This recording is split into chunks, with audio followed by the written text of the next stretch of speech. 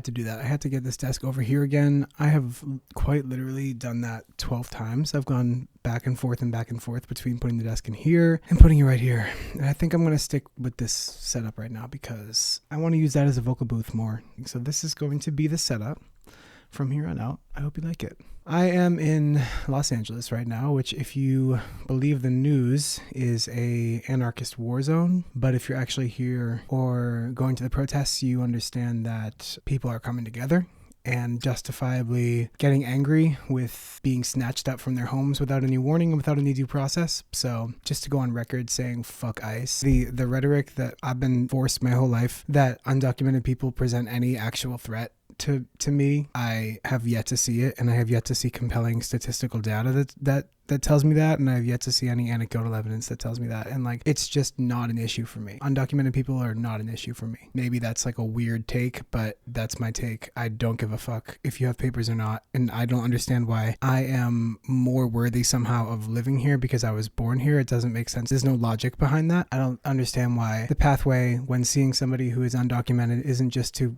get them the proper documentation. I don't know why there's any contention around that. It just seems like a no-brainer to me. So I'm firmly on the side of the protesters, and I believe that police are agitating protesters for no reason. That's my take on it. I just think we have a lot of fucking problems here, and that is not one of them. That's what I'm dealing with mentally today. Also, the Medellin, I believe it's called. Let me make sure. Madeleine, the boat that was carrying humanitarian aid to Gaza last night was intercepted by Israeli forces. I'm at this point where you're just so clearly evil. Like, you're trying to stop food and necessary supplies from entering a place that has been devastated by attack after attack after attack in an ongoing genocide. Even if you can't get there and call it a genocide, which is ridiculous, but even let's just say you can't even get there, there are clearly millions of people being starved. That is a factual thing. That's not up for debate. And they need food. And they're not allowed to get food because nobody's allowed to bring food into them. When countries have tried, they've been blocked. And now when a private group of people has tried, they have been seized by Israel. So between that and what's going on in LA, I'm just like, I don't know. I'm in this very like, are we fucking serious ass headspace? I mean, I can't believe that evil prevails in this way. And I don't think it does in the end. I don't think this is how it goes from now on. I do believe that there is an inverse to this, and maybe that some of these injustices will be the catalyst or be the reason why things are able to change in the future. But I don't see how these are arguable topics. Showing up to an elementary school and snatching people out of it, snatching parents out of it, and then leaving the kid to just get home somehow is evil. That should be very clear. And denying food to a population that's starving is evil. So I don't know. If you don't think that, you shouldn't be here. It's all put me in a very interesting headspace, and like, as somebody who is looking to create or creates for a living, it's just, I don't have much to give. And also on a personal level, like, I feel like I have been dealing with some weirdness as well. I went on a trip last week and I went too hard in every way. It just left me feeling very depleted, and I feel like I gave out a lot of my energy on this trip, and it made me feel unwilling to do that anymore. I lost control of myself in a lot of ways, and I don't ever want to do that again. So I'm kind of in this place where I'm just trying to return to my body.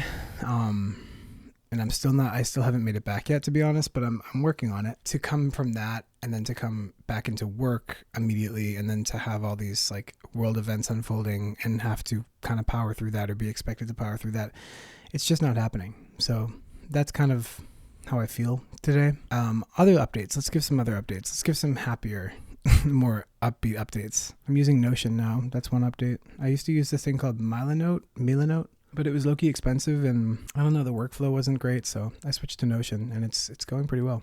Okay, one thing I've done, I went grocery shopping today, and part of having that weird trip and then coming back, and also just being on The Voice, and then now not being on The Voice anymore, my feelings about the way the world is, all these things kind of tie into this general, like, urge to slow down and just to be more intentional about my life in general. So going grocery shopping was like one of my first kind of normal outings coming back to my life. I tried to treat it very intentionally. I was on Substack, earlier today before I went grocery shopping, and I saw this person and they made these like cute little menus for their weekly meals. I'll show it here, but they made a little menu. It said like weekly menu, and then it had their little meals they had, and I just thought it was pretty inspiring because it just adds like some whimsy into the situation and makes it a little more fun and a little more colorful. I'm someone who doesn't love to cook, and I don't really enjoy like having to monitor what I'm eating or like prepare what I'm eating. I don't know, that stuff just kind of bothers me. It's not fun for me. So in an effort to make it fun, I copied this person's idea and I made a little menu right here. And I screenshotted it and asked ChatGPT to give me a grocery list for it, which it did. And I went to the Trader Joe's and I went to the Korean market that I like called HK Market in LA. It's really nice. And I just got all that stuff, and I'm going to be cooking a lot this week because I bought all these ingredients. So, you need to cook them or else it's a waste of money. And one thing I don't do is waste money. Yeah, I feel like it's just going to add some level of intentionality to things. And, like the person on Substack said, like, nobody told you can't make your house like a little restaurant. And I'm like, I fucking love that. Like, let's just introduce some levity into the situation because it's not coming from outside. So I'm trying to find ways in general to just like, I guess, claim my own humanity back in a world that's constantly trying to strip it from me and from you and from everybody else. And that's a good way for me to feel kind of human, is to take like really major agency over what I eat and make it a little fun, like make it a little adventure. I also just am slowing down in general. I think, like, again, coming off the show, before I was on the show, I was working so hard, like 13 or 14-hour days every day. And then the show wasn't that hard to be on, honestly. Like, the commitments were not too heavy, but coming off, like, there are so many things I want to do. And at the end of this video, I'll give a quick update on like what I'm doing in my work life, I guess, or with my art. So you can have like a quick, what to expect, because there is stuff coming very soon. But I don't want to spend 14 or 15 hours a day working, and I was doing that for years, for 2 or 3 years now, and I don't want to do that anymore. It doesn't feel fulfilling to me. I like to work. I genuinely do enjoy work, and I enjoy what I do. Outside of music, I also edit videos for my kid's YouTube channel, and I have some other video clients, and I also edit videos for myself, obviously, and then I'm making music. I'm coding. I'm an amateur web designer, so I don't get paid for that, but it's something I like to do. There's a lot to fit into a day, and I'm learning to just like say to myself, like, oh, you can't fit that today, and have that be okay. I think before I would force every single thing into the day, regardless of whether it made logical sense or regardless of whether it fit. I would just choose to make it fit, and then I'd be up for 15 hours just doing work. Now, I'm okay to like once in a while, 2 or 3 times a week even, to bust ass a little bit and give it like a 10 or 11 hour day. Every single day, 7 days a week, I can't be working for 15 hours. It's just not sustainable. And that's what I was doing. And that's the standard I was holding myself to. And to be honest, it didn't progress my career at all. It made me really sad, and it depleted my energy. And it made me show up in every other area of my life not as well. It made me show up halfway to everything, including the work I was doing, because there was so many things to get done. Nothing got my full attention, and nothing got like my full quality. Nothing got the full range of quality that it could have gotten. So I'm just trying to slow down, and like things are going to have to get cut, because like I was just barely getting everything done that I wanted to get done before with the 15-hour day. So that means that, yeah, things are going to have to get cut. Like not everything can happen in the day, and just making peace with that and understanding that I'm not a fucking superhero and I can't do everything. Like that's what I'm trying to get into my brain. And I think the pursuit of like a happy life and an enjoyable life has always been something that was background to me underneath the foreground of making it. And I don't even know what it is anymore. I'm clearly going through a little crisis. Like, as you can see in this life update, like I think what I'm describing is quite clearly a crisis of some kind. Now, I feel okay. I feel good, but it definitely is like a turning point in my life, I think, where I just don't want to give my life to anybody else anymore, even under the guise of giving it to myself, like I think I lie to myself and say, because I don't have a 9-to-5 job and because I'm not participating in the workforce, the American workforce in that way, that I'm somehow free of grind culture at large, and also, the exceptionalism that comes with being an American. And it's just obviously not true. Like whatever pressures that would be put on me from a 9-to-5, I'm putting on myself 7-fold. So sometimes I think it would be easier just to like have a 9-to-5 job. And I'm sure a lot of people watching do have them. And like, I've never lived that experience. I don't know what it's like, but I know it's usually not 9-to-5. But right now I'm doing, 8 8 to midnight every single day. And like, it's just not sustainable. So I don't feel like doing that anymore, and I don't have to. So I'm going to try to slow it down and have the experience of life be like enough sometimes. And like making food, if I'm making food, I need to just make the food.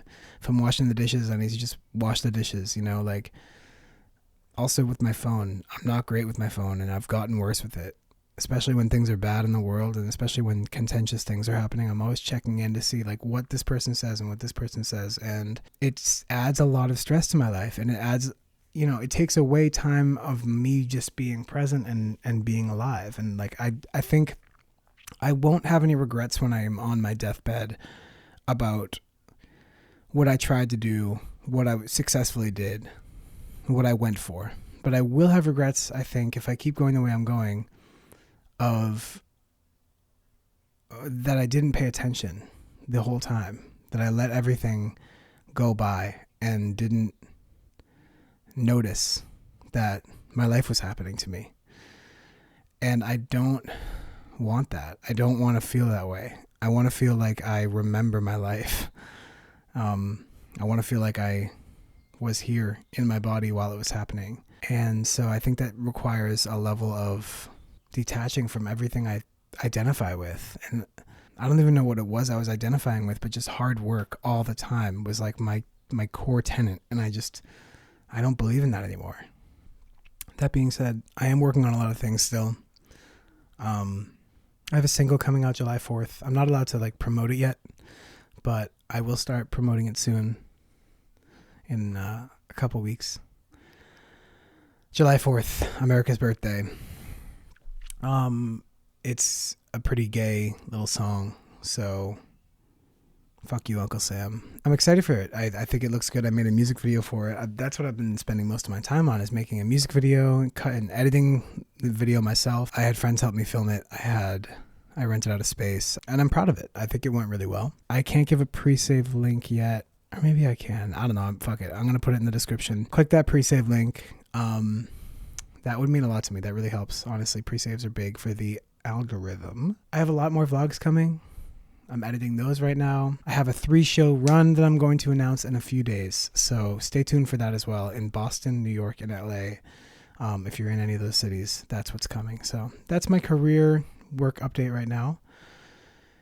And that's my life update. I'm sorry if I was a bummer today. But I don't know. It weighs on my mind that if I'm arguing with somebody about ICE or about Gaza, like your argument is that other people don't deserve to live happy and fulfilling lives, and I can't get behind that. My mom's calling, so I'm gonna leave it there, but subscribe. Thanks for watching. Bye. Hi. Hi. You busy? Sort of. Getting worked up? Mm-hmm.